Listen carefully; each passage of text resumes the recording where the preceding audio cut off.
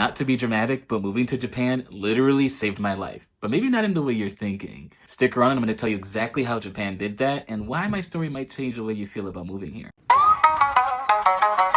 Oi, oi. Now, you might think that this story starts off in Japan. It actually takes place 12 years before, roughly around halfway through my term in the United States Marine Corps. You see, when you're in the United States military, specifically the United States Marine Corps, you're actually required to be within height-weight standards. Now, I took my training incredibly seriously, so I was always able to keep my weight within standards. However, my body composition made it so that I was always just close enough to the line where my higher-ups were looking at me like, "You're getting close there, buddy." Now, what this did to my psyche was that it really started to mess with me, and I started to overwork in order to try to make sure I kept up with the standards, and that really started to take a mental effect on me, and PTSD started to develop. This level of stress really affected my mental health, and I started to get to the point where I just didn't want to have any kind of discipline within my body after I got out. I was willing to eat anything and everything, and no one can tell me anything because I just wanted to be free. And as you can imagine, my health was affected severely because of this. I gained an excessive amount of weight, I started to really get out of shape, and my health really took a turn for the worse. A few years down the line, I met my beautiful wife, who is a Japanese local, and we had made the decision to go move to Japan. As much as I loved my life in Japan, the work I was doing here wasn't really the most accommodating, and I wanted to really be able to provide for my family. So we ended up deciding to move back to America. Now, it wasn't something that she could do right away because she had commitments, she has work, and our daughter is in school, so we couldn't just remove her and just go from there, right? So I ended up going back to America by myself, and I ended up staying with the friend who was most welcoming, and it was honestly really nice of them. I was truly happy to be able to move in with my best friend and be there with him while I found a job and it started working to provide for my family and get them ready to come. However, it wasn't quite as easy as I expected it to be. My living situation wasn't completely mine, and therefore I was feeling a little bit of limitation on exactly what I could do. And that just caused me to settle for whatever I could take, which was nice, however, not the healthiest option. This all adds up to me gaining a significant amount of weight, and it got to the point where my body started to react just a little bit off. And then a little more off and a little more off, and then I was like, I should get checked. So I ended up going to the hospital, and turns out I developed diabetes. This was, I honestly want to say, my first big scare in my life, because it wasn't like a low level of diabetes. This was like, I really pushed my body past the limit, and I was like, oh, I didn't know, sorry.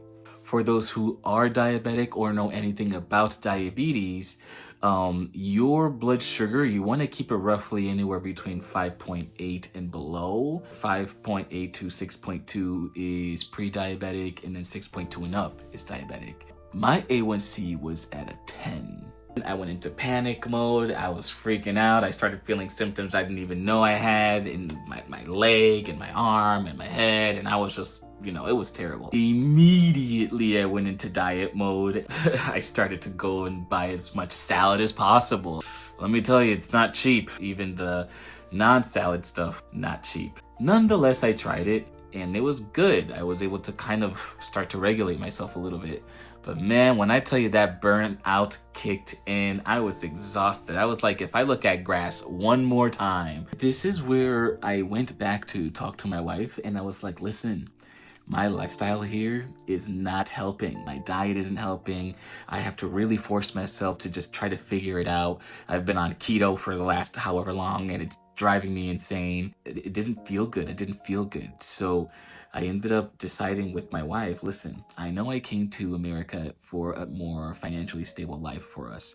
But at this point, I just kind of want to be physically stable. And I think that should take priority. With that, we decided that we're going to come back to Japan, go from there. Shortly after, I moved back to Japan, and I was able to get my old job back, and I was able to change my diet, and I also started to do more walks, just overall eat better, smaller portions, avoid soda completely, and just kind of get into a better rhythm overall. I did that for a while, and I didn't really know how it was affecting me, but I went and I checked with the doctor roughly 3 months after, and it turned out that I had dropped my A1C down from a 10 to a 6.6, something like that. And even more, I had lost around 20 pounds already. And I was like, whoa, that's a huge improvement. As you can imagine, I was extremely happy about that. And I decided that I had to, double down on my efforts to get back in shape. But I'm not the most gym goer, so I was kind of like just gonna wing it. That made me a little worried because that's kind of how I was in America too. And well, we saw how that turned out. And this is where Japan comes in.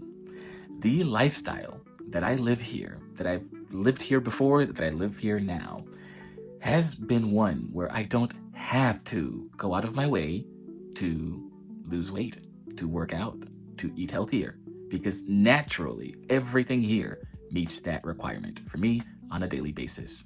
The food here is always healthy, at least the stuff I eat. The fact that my wife cooks all the time and she cooks healthy and she makes sure that everything I eat is a proper proportion.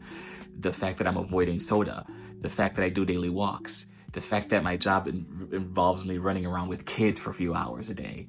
All of that just naturally became part of my life. And none of it felt like I was going out of my way to do something extra. It just felt natural for me here.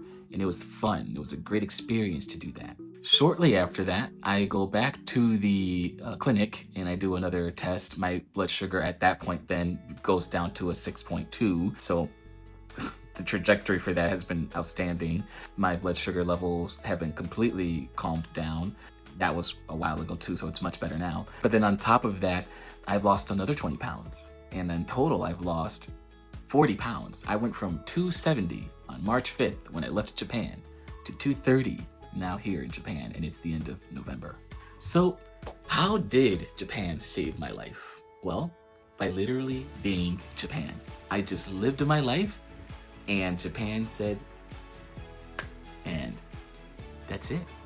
It made it so that I could be free, no stress from working out, no stress from trying to find the right diet or the right recipe to make something that will keep me alive and to try to find non-expensive healthy foods. It was all there.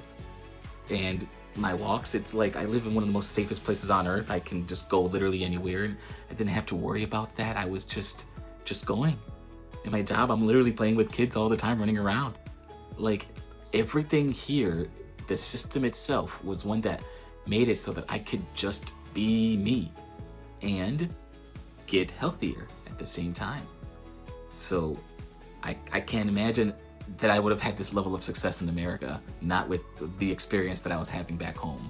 So yeah, that's how Japan came in and saved my life. It made it so that I can just be me and get better. So yeah, thank you guys so much for hearing my incredible story about how Japan saved my life. If you like this kind of content, please drop a like on the video and follow for more content like this. Thank you guys so much for watching. See ya.